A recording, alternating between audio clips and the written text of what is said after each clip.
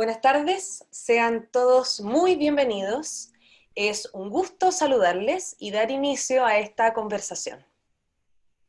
Mi nombre es Constanza Tovar, soy abogada y soy profesora de Derecho Público de la Universidad del Desarrollo. En esta transmisión especial tendremos el privilegio de conversar con James Anaya. James Anaya es abogado de la Universidad de Nuevo México y es doctor en Derecho por la Universidad de Harvard.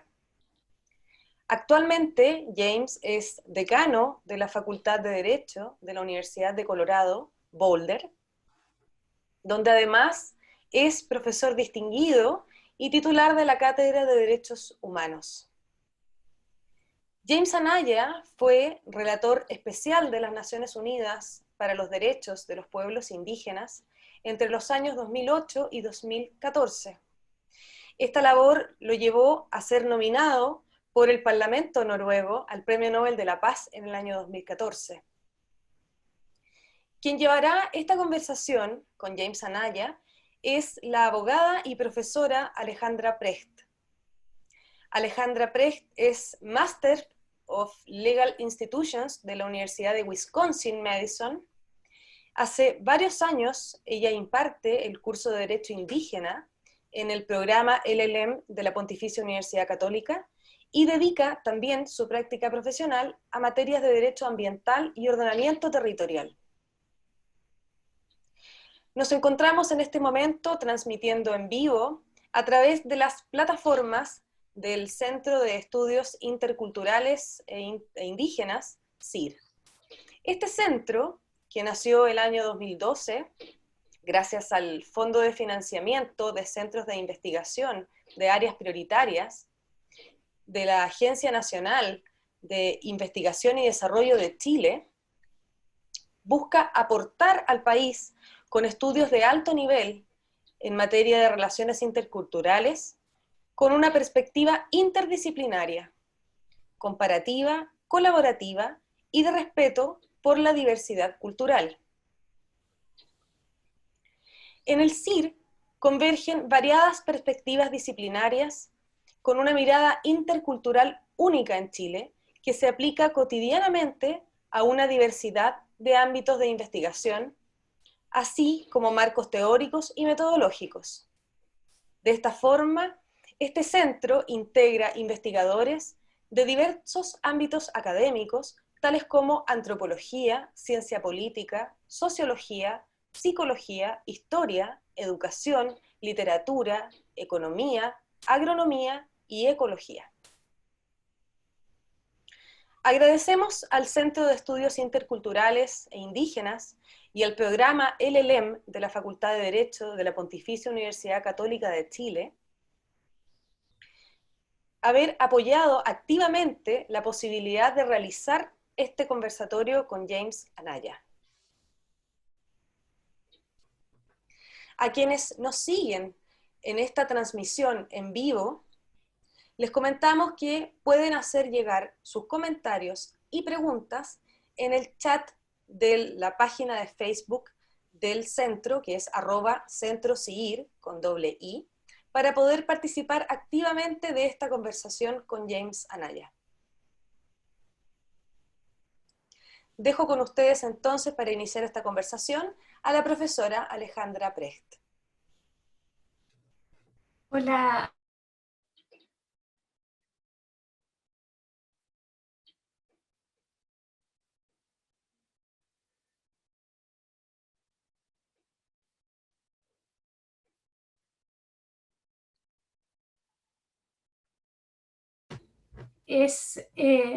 Parece que se cayó un poco la conexión. Sí, pero ya estamos de vuelta. Ya, voy de nuevo entonces. Quiero señalar también que esto se transmite a través de radios locales y quiero dar un saludo especial a la radio Huenunehuen, una radio comunitaria huilliche del sector rural de Coñimó en Chiloé, y a la radio Toconao de las comunidades atacameñas de Toconao. Es muy importante para nosotros la presencia de ellos y les agradecemos la disponibilidad para contar con estas importantes plataformas. Y ahora bien, con una alta probabilidad, Chile iniciará un proceso para la elaboración de una nueva constitución en abril del próximo año. Este proceso, como sabes, James, tiene su génesis en el estallido social de 2019 y dentro de este movimiento quedó visibilizada la sensibilidad de la ciudadanía en relación a la falta de inclusión de los pueblos originarios. Las banderas indígenas plagaron cada manifestación y por tanto ello no puede olvidarse al analizar el momento histórico que vivimos en Chile. Por esto estimo que sin una debida incorporación de modo personal, pero creo que muchos estiman lo mismo, de los pueblos originarios en el proceso constituyente, no será posible liberar la tensión entre las fuerzas sociales y políticas. La participación de los pueblos originarios se enmarca en Chile en este momento preciso dentro de una búsqueda de un nuevo pacto político en donde la ciudadanía, al menos la que salió masivamente a marchar, quiere escuchar a los pueblos originarios.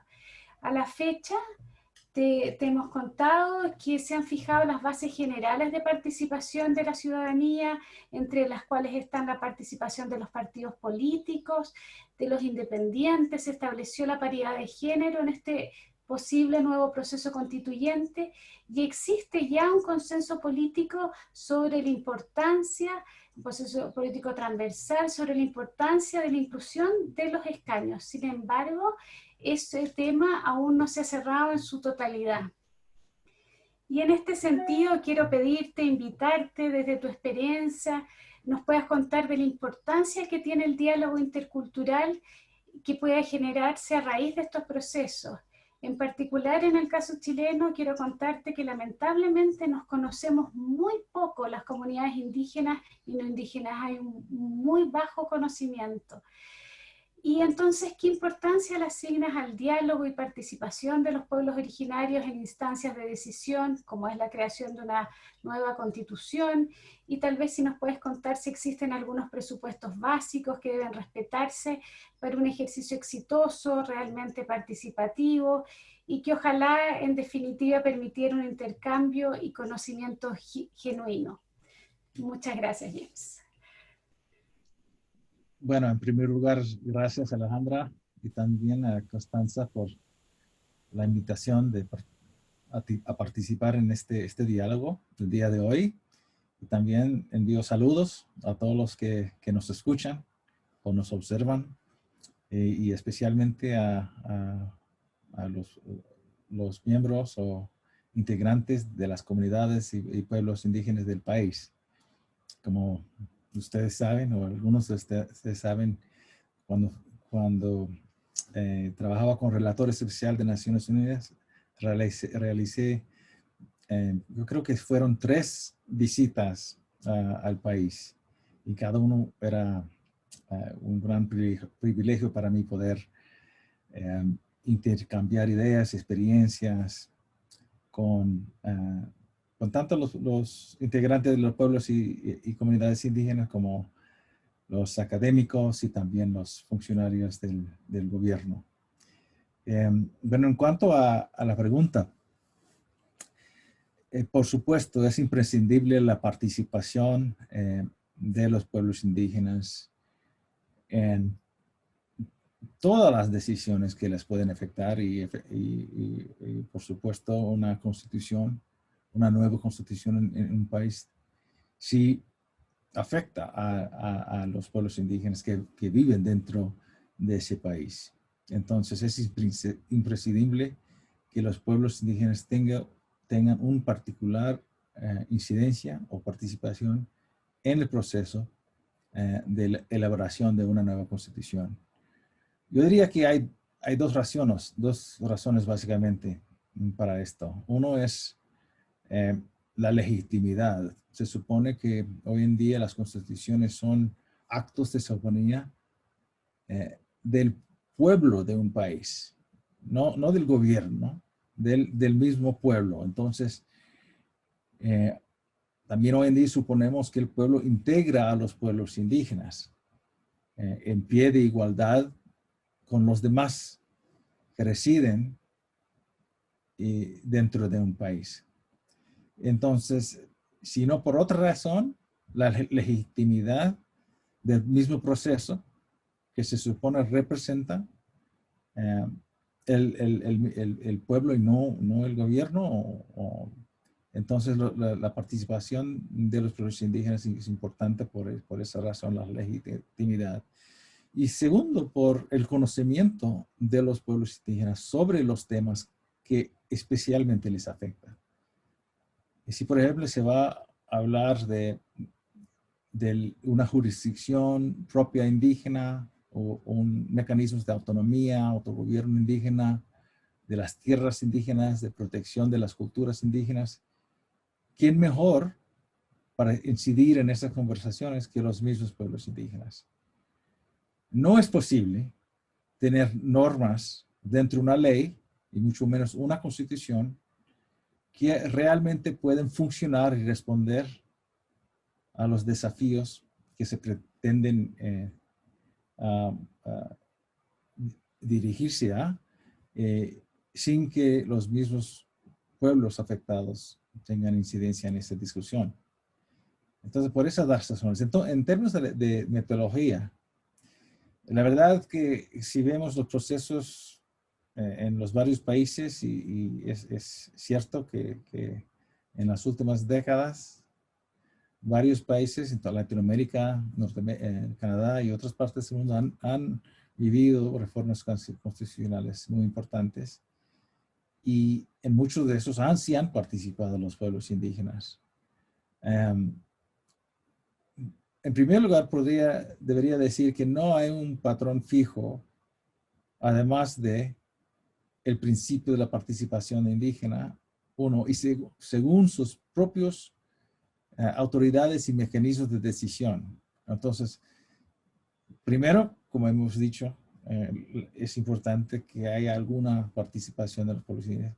Y segundo, que esa participación sea conforme a los propios métodos de decisión y organización de los pueblos indígenas. Y eso implica que no es para el gobierno ni para un partido político definir unilateralmente esa modalidad de participación.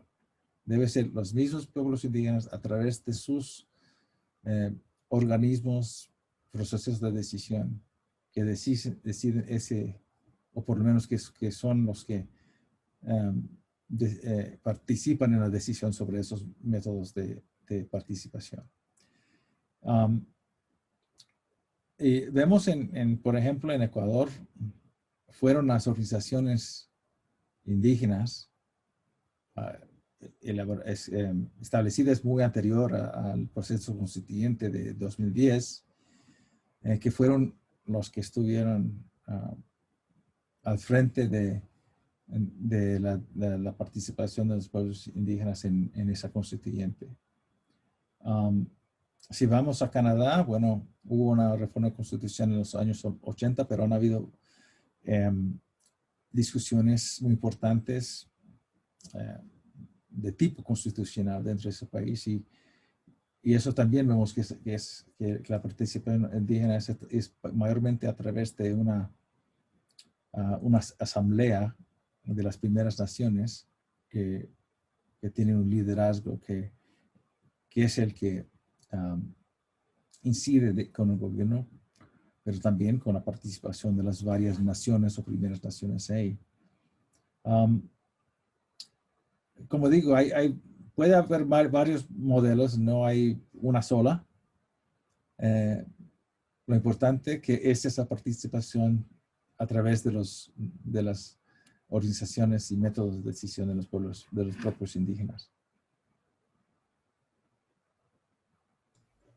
James, y lo que señala es importante también en este momento, porque también se está discutiendo cómo llegan eventualmente 6 escaños, cómo llegan esos candidatos, y a veces se les exige que se asocien o no se les reconoce sus propias institucionalidades como válida para organizarse, porque se han creado en Chile legalmente a través de la ley indígena comunidades y asociaciones que hoy en día ya funcionan, muchas de ellas, pero a veces en desmedro de las propias instituciones. Ahora, sin duda, lo que dice es muy interesante y cierto, que quién mejor para resolver de los asuntos propios que las propias comunidades. ¿Ah? Así, lo primero que digo yo, como contándote, me acordaba eso cuando hago el curso de Derecho Indígena, que tengo que ponerle ese nombre, digo, bueno, tengo que decir con pudor que esta clase no se trata de derecho indígena, sino que el derecho con el cual la sociedad no indígena ha regido las comunidades indígenas. Y me da pudor el nombre, pero el curso debe decir eso y hago esa explicación, porque yo del derecho propio indígena sé muy poco por lo que he leído en algunos pero cosas así. Ahora, si bien es claramente cierto lo que tú dices, pero también los pueblos se insertan en esta nación, y yo encontré interesante lo que tú escribiste en un informe del 2012, cuando señalas que el derecho a participación no se reduce solo a las decisiones que pueden afectar sus derechos e intereses en forma diferenciada, sino podría implicar también la participación en procesos electorales, en procesos parlamentarios y en otros asuntos públicos de incidencia general, porque vivimos todos en este país que se llama Chile.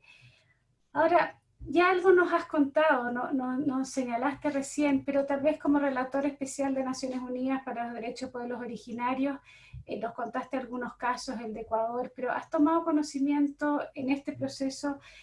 Como relator tomaste conocimiento de procesos constituyentes y de reformas constitucionales. ¿Qué experiencias destacas como positivos? ¿Qué lecciones tal vez nos puedes contar que podríamos aprender de esos procesos? ¿Nos podrías contar un poco de eso? Bueno,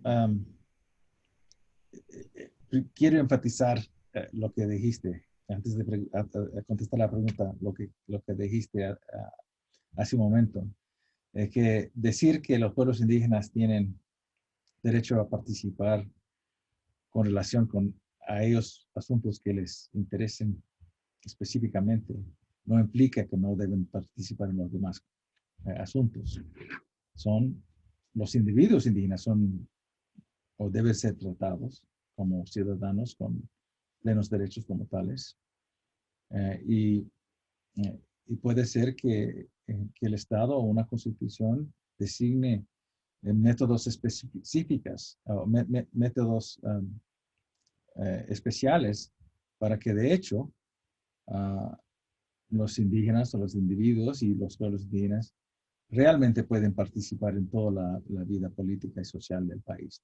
Porque en la realidad, como bien sabes, como pasa en Chile y otros países, por sus propias condiciones históricas, los indígenas normalmente están marginados, ¿no? Incluso de las decisiones y la vida política de un país. Entonces, hay que decir más que, bueno, tienen derecho a participar en toda la vida política del país. La verdad es que sí tienen que haber normalmente mecanismos especiales para apoyar esa participación. Y eso es algo muy importante que quería enfatizar. Bueno, en cuanto a los procesos constituyentes, cuando era relator, la verdad es que no participé directamente en muchos de estos. Mencioné el de Ecuador, en ese sí estuve participando. Y yo creo que hay muy buenas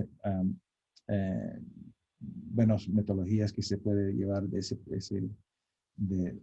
ejemplo y que se deberían estudiar. Hubo una comisión especial en asuntos indígenas que estaba liderada por los mismos indígenas. Y esa comisión tuvo acceso directo al presidente del constituyente. Entonces su participación era al más alto nivel del constituyente. Y sus preocupaciones tenían un foro, ¿no?, para ser escuchadas. Y segundo lugar, yo creo si hace falta un ejemplo de una buena práctica con relación a las disposiciones constitucionales que eventualmente pueden llegar dentro de la Constitución. Yo creo que la Constitución de Ecuador es bastante progresiva.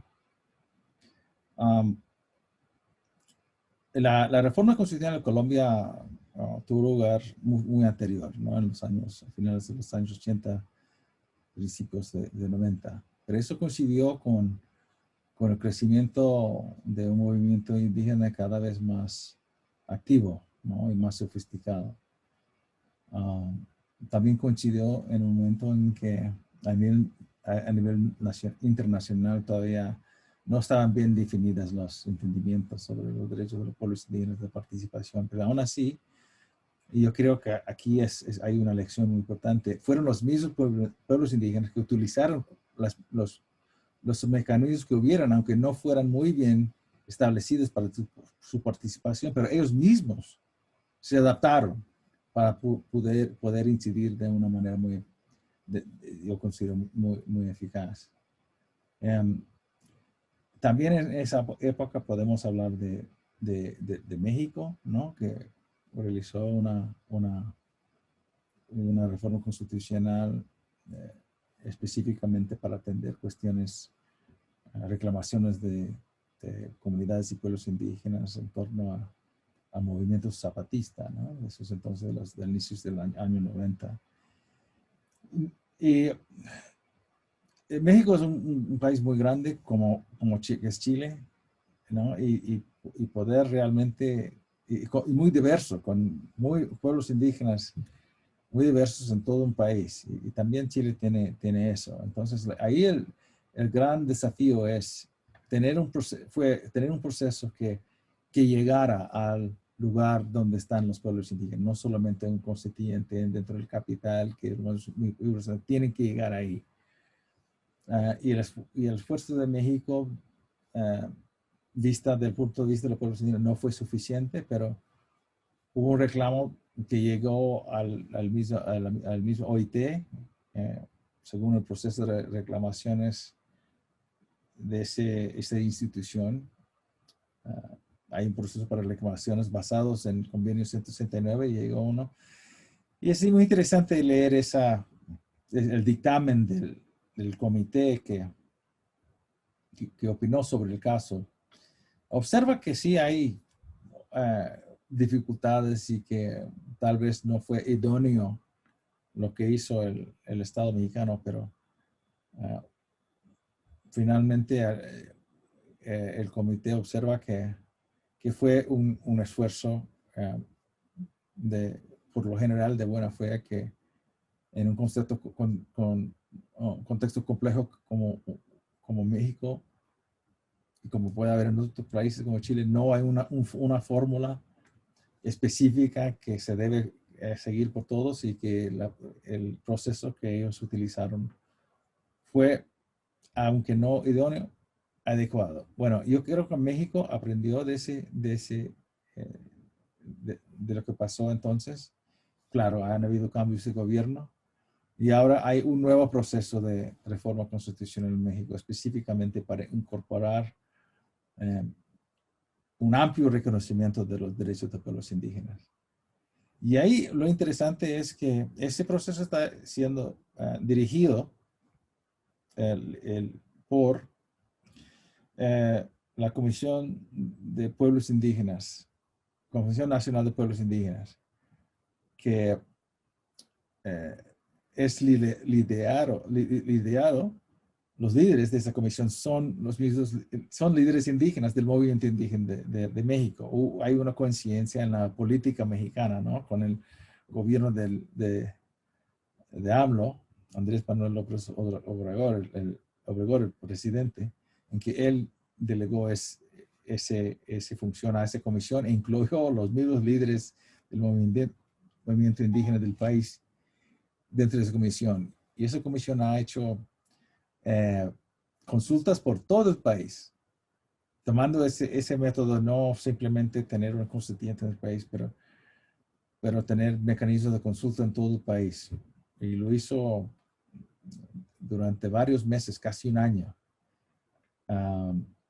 Y con base en eso hubo redacciones de nuevos textos, y esos también se han consultado. Y conformaron un grupo de expertos, ¿no? De académicos, abogados, otros de mexicanos, y me incluyeron a mí. Y eso fue muy interesante, ¿no? Yo creo que le dio algún tipo de peso, ¿no? Al académico, de experticia para los planteamientos que se han avanzado. Siempre van a estar involucrados los abogados, los expertos, no sé, de alguna manera, pero es interesante ese ejemplo de un cuerpo específico, ¿no?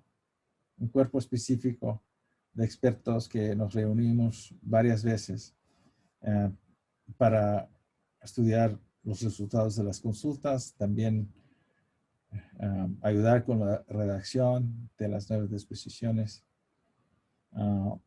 Bueno, todavía no sabemos cómo va a salir ese proceso porque están ahora en la presentación del proyecto al Congreso. Pero bueno, de lo que hemos visto hasta el momento, yo creo que ha sido un proceso bastante importante y ajustado, yo creo, a la normativa moderna, ¿no? De cómo debe funcionar un proceso de reforma constitucional en cuanto a los pueblos indígenas. Gracias, interesante los casos que nos señala James para tenerlos presentes, seguirlos de cerca. Como también siempre dicen las Naciones Unidas, bueno, cada país tiene sus propias características. Nosotros tenemos esta de múltiples pueblos originarios y además no tenemos en nuestra legislación ningún órgano o ninguna institución, ni siquiera a nivel consultivo que los una a todos. Hay algunas en la ley indígena, pero ni siquiera están todos sentados en la mesa. Entonces, en ese sentido, Chile está viviendo este proceso en este minuto de esta convención y que, como saben, ¿no es verdad? Y la gente sabe, tiene como base crear una nueva constitución, que es nuestra base. Una nueva constitución es importante porque tiene un sentido de pertenencia muy grande, tiene que tener un sentido de permanencia además, y por eso este esfuerzo puede ser muy importante e interesante incorporar en este proceso que se ha abierto ahora, esta ventana en Chile, a los pueblos originarios. Y quería, dentro de toda esta discusión de reconocimiento ahora un poco más amplio de pueblos originarios, que es una discusión que ya lleva muchos años en Chile, pero ha tomado más fuerza y hay ahora alguna posibilidad a través de este proceso constituyente. Hay quienes hablan de la necesidad de un Estado plurinacional. Sin embargo, parte de la población no indígena le teme a ese dicho reconocimiento. Por eso queríamos preguntarte como experto internacional si nos puedes explicar qué se entiende a nivel internacional como un Estado plurinacional. Y también hay desconfianza desde las comunidades, que el solo hecho de poner ese nombre en la Constitución y nada más, algo nos contestaste en la primera pregunta, porque nos dice no basta, solo hay un montón de otros aportes que pueden hacer, ¿no es verdad?, de conceptos de territorio, y creo que otros aportes que pueden hacer transversales en el tema de la ecología, en el tema de la cultura, de la religión, etcétera, pero también hay temor desde las comunidades indígenas decir no me basta solo con que pongan ese nombre, por lo tanto, ¿qué requisitos deben verificarse para que esto sea real y no solo una norma de papel? Si nos puedes contar un poquitito. ¿Cuál es el otro temor? ¿Cuál otro temor hay en cuanto a eso? ¿Solo el temor a que no sea suficiente o hay algún otro temor? O sea, hay un temor desde la población en general, incluso todavía hoy al reconocer a la población no indígena, incluso hay un temor hoy día al usar la palabra pueblo. Imagínate lo atrás que estamos por el temor a secesión, porque Chile es solo un pueblo, y entonces esta idea de que no pueden haber diversos pueblos en una nación, y ahora más en un país, y ahora más que ya hay que dar un paso más allá, a mi juicio, que el reconocimiento de naciones, no solo de pueblos.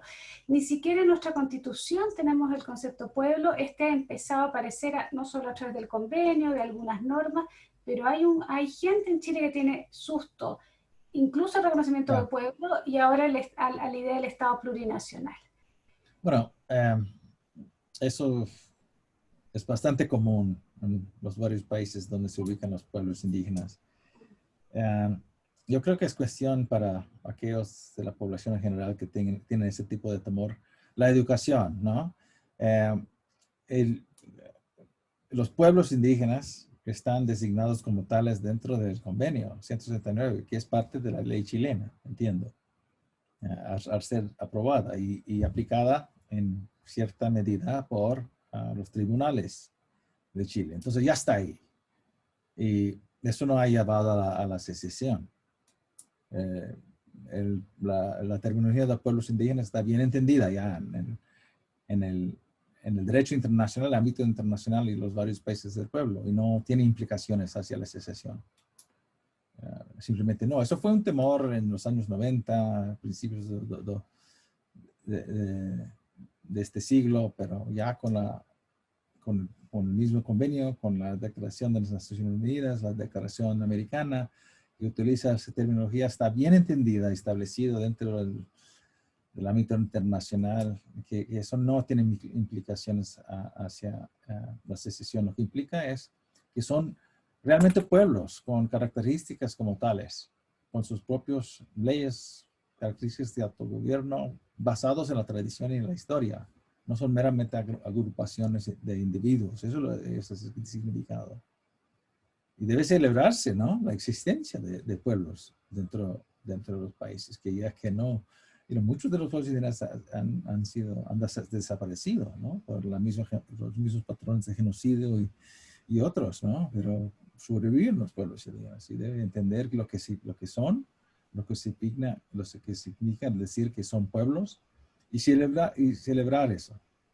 Bueno, en cuanto al uso de la palabra nación, primero voy a hablar de eso y luego plurinacionalidad.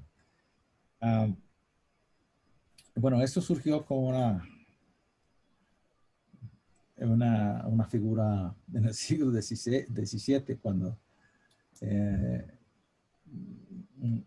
cuando ya el Papa no reinaba sobre todo, ¿no? Entonces surgió los estados y naciones. Entonces es un término ligado a ese proceso europeo de creación de naciones. Y se utilizó en la jurisprudencia norteamericana con referencia a los pueblos indígenas en algunas sentencias de la Corte Suprema Federal de Estados Unidos en el siglo XIX a principios. Entonces, aquí se denomina a los pueblos indígenas naciones, pero les agrega el supuesto de que son las naciones dependientes, ¿no? Entonces tiene una implicación no por completo positivo, porque son naciones, pero naciones dependientes. En Canadá también se ha utilizado la terminología de nación.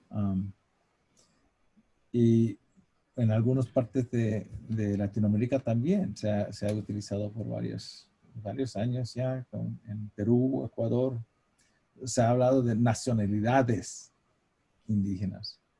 No sé de dónde vino eso, en nacionalidades, en naciones, pero así se les han denominado. Mire, todo esto de nación no tiene un significado, lo que podemos decir, normativo dentro de lo que es el derecho internacional o la normativa internacional. Yo lo definiría como una autodeterminación subjetiva, ¿no? Sí tiene implicaciones de que son entidades con capacidad política, que sí tienen capacidad de autogobierno, muy semejante a pueblos, pero yo diría que a veces no encaja muy bien porque el concepto de nación tiene ese bagaje europeo, ¿no? De esa época. Por eso yo creo que el pueblo es más congruente, ¿no? Con la situación, pero sí por eso de que considerar que nación significa algo especial. Pero en lo que es el derecho internacional como tal, si tiene algún significado, y ese significado del llamado ley de las naciones de que hablaba hablaban los teóricos europeos, del siglo XVII hasta XIX de naciones, ¿no? Y luego los indígenas eran naciones dependientes, pero eso no sé si la No, gente no queremos. quiere ir con eso. Pero ese es el significado en el derecho internacional anterior. Hoy día no se utiliza esa denominación en lo que llamamos el derecho internacional o derecho moderno posterior a la Carta de Naciones Unidas. Bueno, entonces eso nos lleva al concepto de plurinacionalidad.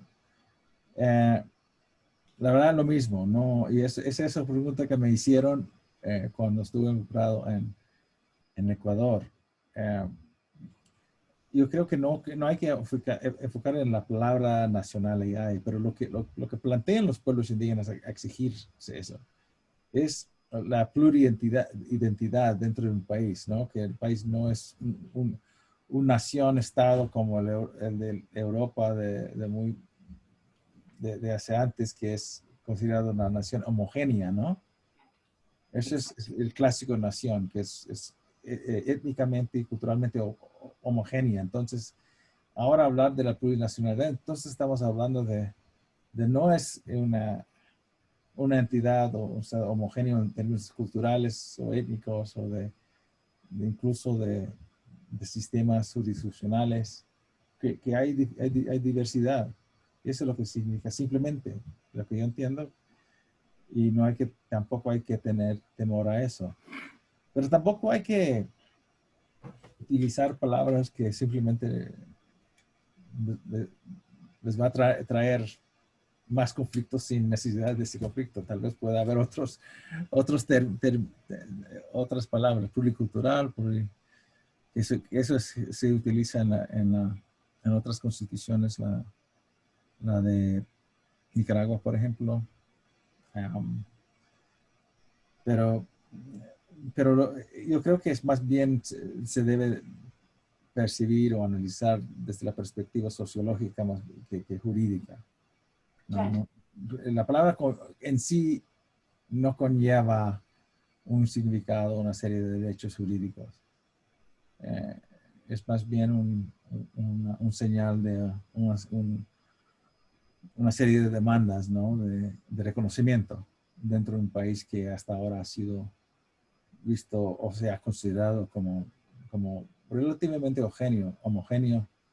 Si la identidad de Chile tiene diversidad históricamente, es la diversidad entre los inmigrantes italianos y los inmigrantes españoles. Eso es la diversidad, no diversidad que tiene en cuenta los pueblos indígenas. Y eso es común a los países en todo el mundo.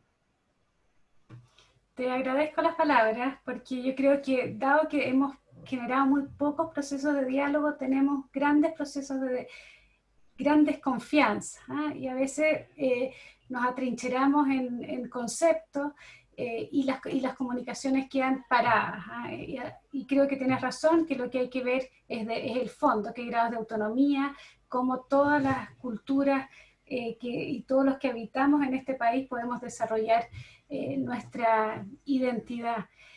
Ahora, Jim, vamos a dar te habíamos contado, le voy a dar el pase a Constanza Tovar. Yo creo que han recibido algunas preguntas para que, bueno, no era el tiempo, unos 10 minutos, 15 minutos, ver qué han preguntado la gente que está escuchando esta actividad.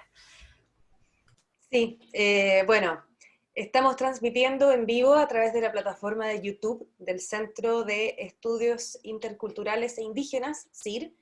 Estamos recibiendo muchos saludos, James. Por ejemplo, José Painequeo Payán dice: un gran saludo para James Anaya. Tuve el honor de participar en reuniones cuando visitó Chile como relator de los pueblos indígenas de Naciones Unidas. Rosario Pizarro nos dice: gracias por esta instancia, muy interesante y necesaria esta conversación. Richard Antonio Fernández Chávez dice: saludos desde Socorma, región de Arica y Parinacota.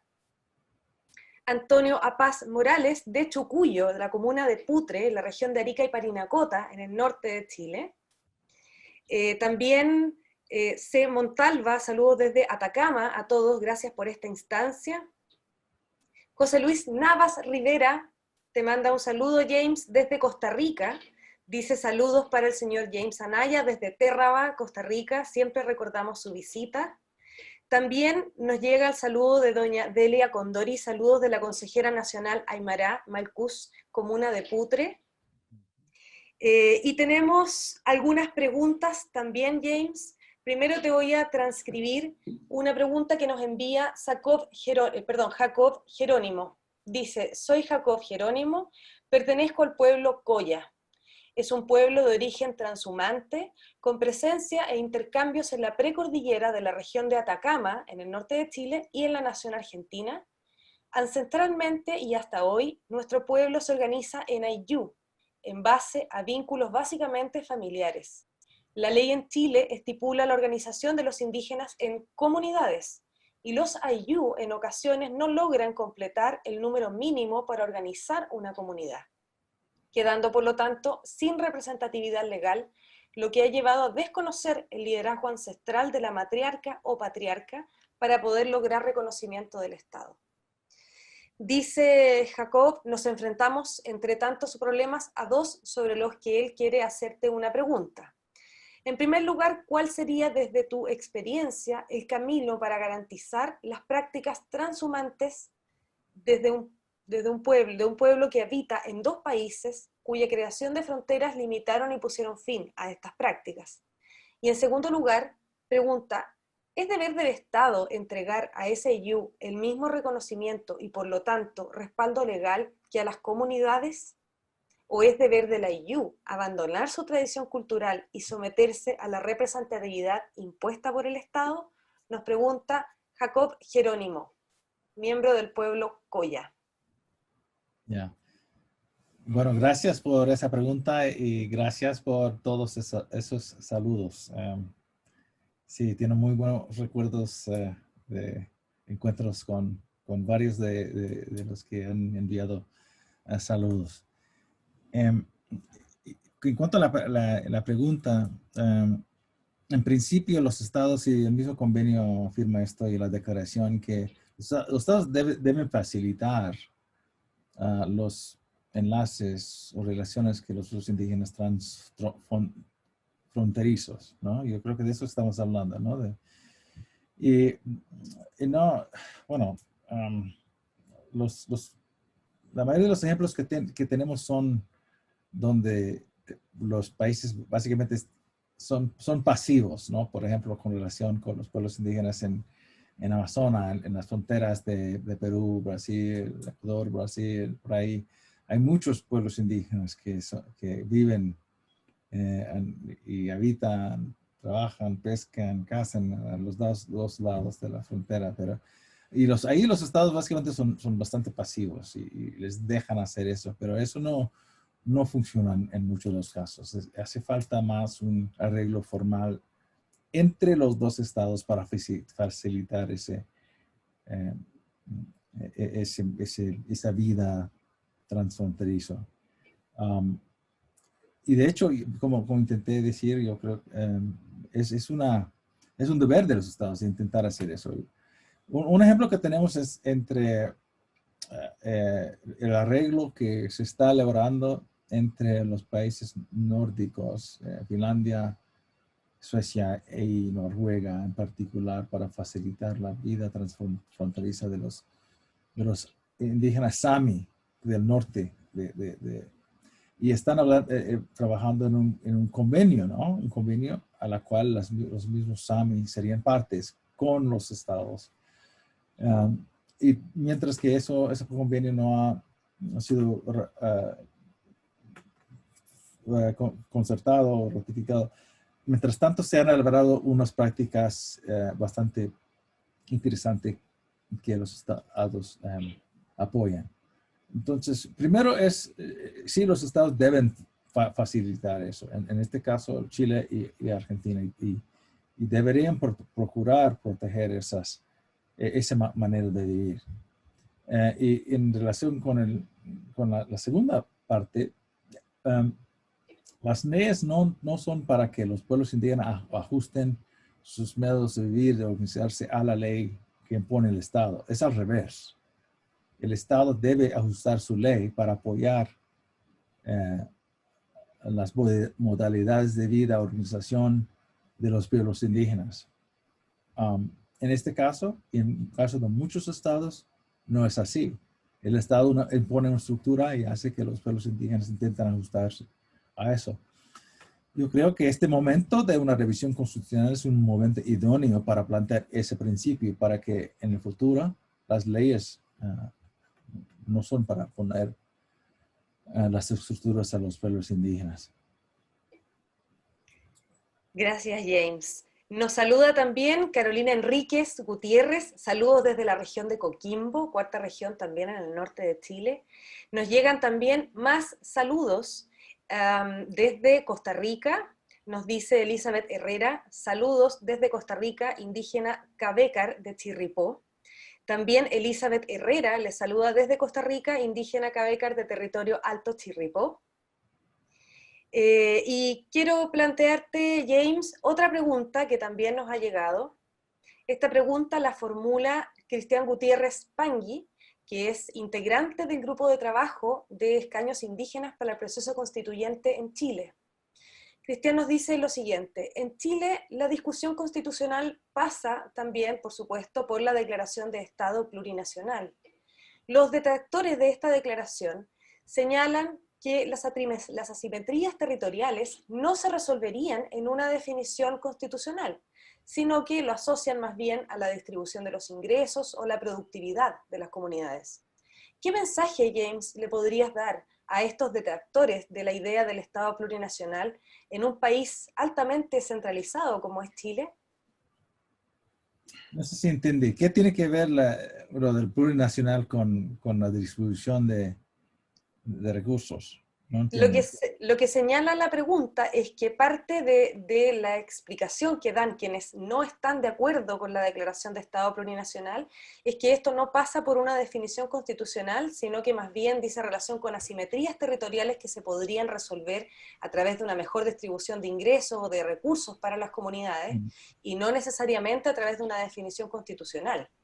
Entonces, como Chile efectivamente es un país muy centralizado, nos pregunta Cristian, ¿qué mensaje le podríamos dar a estas personas que le temen a esta definición? Bueno, aunque, bueno, no es cuestión de utilizar la palabra plurinacional o no. Eso, se puede utilizar la palabra plurinacional y se sigue con las mismas prácticas. Y eso lo hemos visto en otros. Es cuestión de definir muy claras políticas y normas que amparan los derechos de los pueblos indígenas, según sus métodos o sus modalidades de organización y relaciones entre ellos. Eso de la distribución de los bienes y la simetría, yo creo que es otra cosa. Mira, Chile puede seguir siendo centralizado. Eso no es incompatible con el reconocimiento de los pueblos indígenas. La mayoría de los estados en Latinoamérica son centralizados, no son estados federales, como es Brasil, por ejemplo. La mayoría no son así. Eso no es la cuestión. La cuestión es que aunque sea centralizado o ya más bien federal como Brasil, el gobierno, cualquiera que sea, tiene que respetar esa autonomía que tienen los pueblos indígenas donde ellos viven y tiene que facilitar el apoyo a ellos. Entonces habría que buscar otras fórmulas, sea centralizado o más bien descentralizado al Estado. Hay que buscar otras formas que dar ese apoyo a los pueblos indígenas en los lugares en donde ellos viven para apoyar a que ellos puedan continuar desarrollándose según sus propias visiones para el futuro y su propia organización política, social y cultural. Y yo quisiera agregar, James, que en realidad los derechos o la mirada que hay que tener con las comunidades indígenas en sus derechos es simplemente o en primer lugar una constatación histórica que existen comunidades anteriores a nuestra nación. ¿ah? A veces los hemos asimilado simplemente con el derecho de las minorías. Puede que se usen algunas normas en relación a eso, o en Chile incluso como a grupos intermedios. Claro, el sistema de gobierno, a veces los sistemas más descentralizados pueden ayudar porque ayudan a las autonomías, y a mí me encantaría porque ayudaría no solo a los pueblos originarios, ayuda al grupo, a los campesinados, etcétera.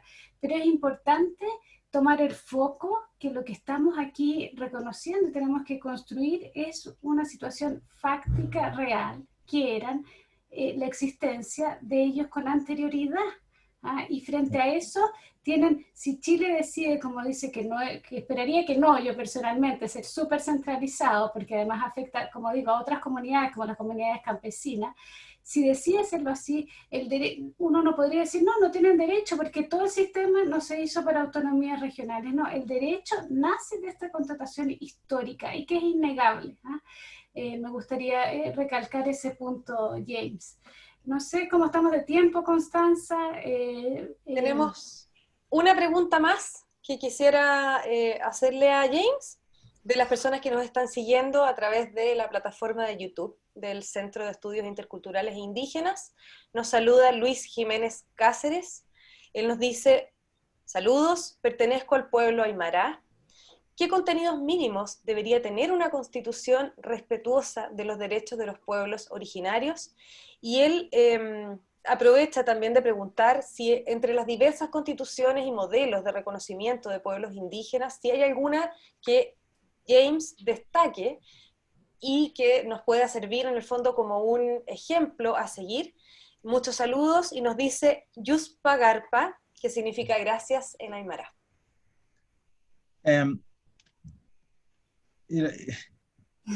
Se varía mucho, varían mucho los reconocimientos. Lo que hace la Constitución es dar más certeza, ¿no?, y continuidad a los derechos. Y un punto de vista nos dice que la Constitución tiene que apuntar todos los derechos que haya, ¿no? Pero el problema con eso es que si falta uno, entonces uno puede decir, ese derecho no va porque no está en la Constitución, ¿no? Y otro punto de vista es que el derecho sienta principios muy básicos y luego le da a la legislatura nacional la potestad, y no solo la potestad, le da el mandato para dictar leyes consistentes con esos principios básicos. Y puede ser que ese segundo modelo pueda ser mejor. Un reconocimiento de los pueblos indígenas con base en su historia, reconocimiento de sus culturas como parte de la nación, de tu libre determinación de determinar sus propias vidas, y que el Congreso Nacional legisle para implementar esto. Y luego eso lleva a un proceso donde se detalle más conforme a lo que suelen ser las leyes, ¿no?, esos derechos, y se hace regulaciones conforme a eso. Lo que he visto, y esto es el ejemplo de Nicaragua, no hay una constitución y luego no hay leyes para implementarlos, o hay leyes muy generales y luego no se implementan, y pasan años y todo el mundo queda diciendo, está en la Constitución, pero no está implementado. Y me acuerdo que cuando hice el litigio en el caso Aguastini, ahí tuvimos que ir a la Corte Interamericana para que reconocieran los derechos territoriales de la comunidad, aunque estuvieran reconocidos en la Constitución del país. Pero todo el mundo, incluso los dirigentes regionales y algunos indígenas, pues eso no está reglamentado. No, y entonces ahí está el peligro con una Constitución que intenta incluir todo, aunque eso sí es el intento de la reforma en México. Se intenta incluir casi todo, y también Ecuador, diría, es bastante amplio el reconocimiento de los pueblos indígenas ahí también. Entonces son dos modelos, pero hay que considerar cuáles son las dinámicas políticas y sociales en cada país para estudiar cuál es el mejor modelo. Bueno, debo retirar, tengo otro compromiso. No. James, te Ok. queremos agradecer entonces tu tiempo, tus palabras clarificadoras, la gran cantidad de información y solo un minuto para poder terminar y señalar que la posibilidad de la participación de los pueblos originarios en una asamblea constituyente es única para Chile. Es única para lograr dentro de un espacio democrático, un diálogo directo que nos permita un conocimiento mutuo, construir juntos un país inclusivo donde se respete el intercambio cultural. Y ese intercambio creo que lo único que puede hacer es enriquecernos. Por eso, y en particular en los escaños reservados, es importante desde mi juicio transmitir, y ahora como personal, al Parlamento y al presidente que en más de 100 años de historia no ha existido en Chile una instancia en donde puedan estar dialogando los miembros de todos los pueblos originarios bajo una institución democrática, como lo es una asamblea constituyente. Por lo que es crucial cerrar el debate sobre los escaños reservados, y en democracia ello debe basarse en criterios de representatividad conforme a los principios de proporcionalidad, no discriminación y legalidad, y el llamado es a no perder esta gran oportunidad. Te dejo a Constanza y con esto vamos a terminar, James, y te agradecemos. Bueno, gracias. James, queremos agradecerte profundamente esta posibilidad, esta conversación de gran nivel. Es un privilegio para nosotros como país poder contar con tu opinión. Quiero agradecer también al Centro de Estudios Interculturales e Indígenas por habernos dado la posibilidad de hacer esta actividad, también al programa LLM de la Pontificia Universidad Católica de Chile, y señalar que el próximo jueves, 8 de octubre, a las 6 de la tarde, este centro publicará los resultados de la segunda medición sobre el estudio de opinión pública de pueblos originarios y nueva constitución. Esta actividad la presentará la académica de la Universidad de Chile e investigadora del CIR, Verónica Figueroa, y los comentarios estarán a cargo de los rectores de la Pontificia Universidad Católica, don Ignacio Sánchez, de la Universidad Diego Portales de Chile, el profesor Carlos Peña, y de la Universidad Academia de Humanismo Cristiano, el señor Álvaro Ramis. Así que, James, un millón de gracias. Es una enorme contribución, te lo agradecemos de corazón y esperamos poder contar contigo en una próxima oportunidad. Muchas gracias. Muchas gracias a ustedes. Gracias y chao a todos. Chao. Chao. Chao, muchas gracias a todos.